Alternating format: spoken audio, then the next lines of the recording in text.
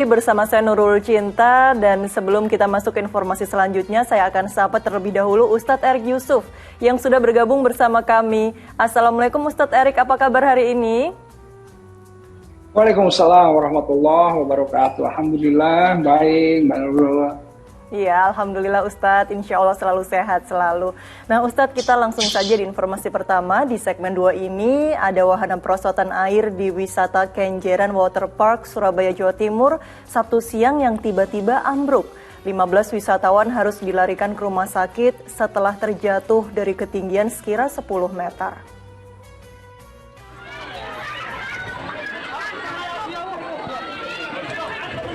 Kepanikan pengunjung tak terbendung begitu sejumlah wisatawan yang tengah berseluncur di atas wahana perosotan kolam renang di Waterpark Kenjeran, Surabaya terjatuh dari ketinggian sekitar 10 meter Sabtu siang. Suasana sukacita liburan pun sirna. Beberapa korban tampak terluka parah hingga harus dilarikan ke 2 rumah sakit, yaitu RSUD Suwandi dan RSUD Dr. Sutomo. Meski mengejutkan, namun sejumlah pengunjung mengaku telah melihat tanda-tanda akan runtuhnya perosotan beberapa waktu sebelumnya. Tiba-tiba bagian bawah perosotan bocor dan meneteskan air. Yang atas itu pecah, terus keluar air. Keluar air, berwosot.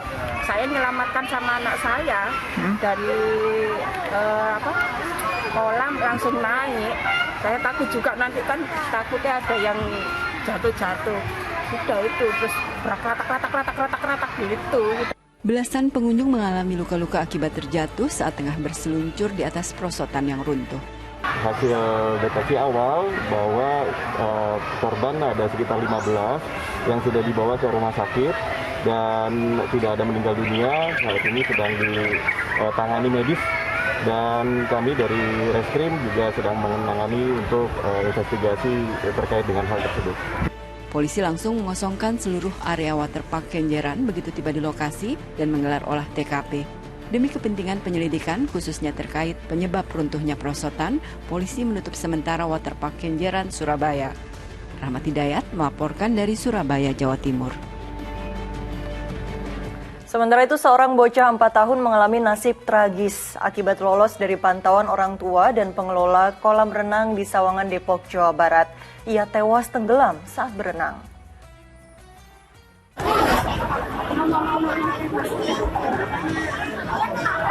Inilah video amatir saat petugas keamanan kolam renang Taman Herbal Insani, Sawangan, Depok mencoba menyelamatkan seorang bocah yang tenggelam. Bocah balita itu diduga masuk ke dalam area kolam renang dewasa dan tak mampu berenang. Namun malang, akibat penelan air terlalu banyak, nyawa korban tak terselamatkan. Akibat insiden ini, pihak Polsek Bojongsari pun melakukan pengamanan dan meminta para pengunjung untuk meninggalkan lokasi. Setelah diusut, ternyata lifeguard atau petugas keamanan air di tempat itu tak memenuhi standar kompetensi. Tetap, kita akan lanjut. Ini sudah tahap penyidikan, sudah 8 orang lifeguardnya kita periksa. Dan alangkah terkejutnya kita bahwa lifeguardnya tidak punya kompetensi. Mereka tidak punya kompetensi sebagai lifeguard. Meski sudah berdamai dengan pihak keluarga korban, namun petugas tetap melanjutkan kasusnya agar hal serupa tak terulang kembali. Nahyudi melaporkan dari Depok, Jawa Barat. Innalillahi wa inna ilaihi raji'un. Butuh kehati-hatian dari semua pihak, baik kesadaran masyarakat maupun pengelola wisata agar lebih memperhatikan lagi aspek keamanannya.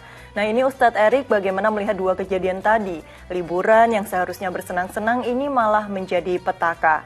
Apa yang perlu kita perhatikan Ustadz saat berlibur ke suatu tempat? Ya tentu kita prihatin ya terhadap kejadian ini ya. Jadi semestinya memang kalau kita lihat itu bagaimana kita melakukan tindakan preventif ya. Kita harus berhati-hati dalam memilih tempat dan kemudian tadi jangan sampai terjadi keteledoran ya dari kita sendiri dan juga dari pengelola tempat wisata tersebut. Karena apa? Tentu kan kita sudah 2 tahun kita lepas ya.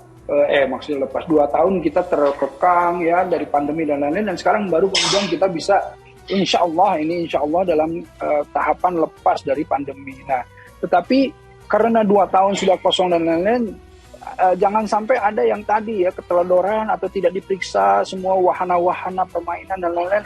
Jadi ini yang penting sekali bagaimana menjaga keselamatan, apalagi membludaknya para pengunjung karena sudah 2 tahun lebih ini tidak kemudian berlibur, ini yang menjadi harus ekstra hati-hati terhadap pengelola tempat-tempat wisata. Tapi kita juga harus hati-hati karena tempat yang penuh dan lain-lain ya ini menjadi akhirnya rawan terjadi hal-hal yang tidak diinginkan. Kurang lebih seperti itu. Kita harus hati-hati ya.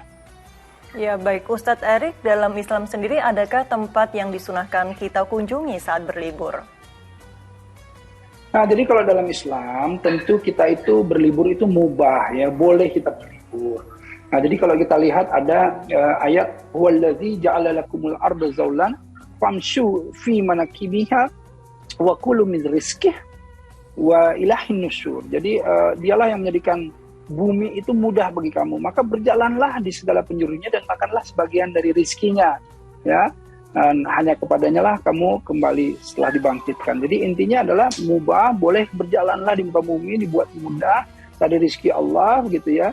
Jadi boleh rihlah itu bahkan membawa banyak ibroh, banyak pelajaran, ya kesabaran dan lain-lain. Tapi kemudian yang mana yang kemudian dituntun, ya kalau kalian bepergian, kata Rasulullah SAW, kalau mengunjungi masjid, datanglah pertama itu mengunjungi Masjidil Haram, kemudian Masjidil Nabawi, dan kemudian Aqsa. 3 hal ini yang kemudian jika kamu rihlah, kunjungi 3 tempat tersebut. Itu yang dituntun atau diarahkan oleh Rasulullah SAW. Iya, baik. Banyak sekali yang bisa dilakukan oleh umat Islam. Apalagi betul tadi kata Ustadz Erik, sudah 2 tahun membludak begitu banyak tempat wisata yang dikunjungi oleh para pengunjung. Jangan sampai kemudian lalai baik dari pengelola wisata maupun orang tua ketika mengawasi anak kecil. Kami ikut turut prihatin, semoga keluarga yang ditinggalkan oleh korban tadi diberikan kesabaran.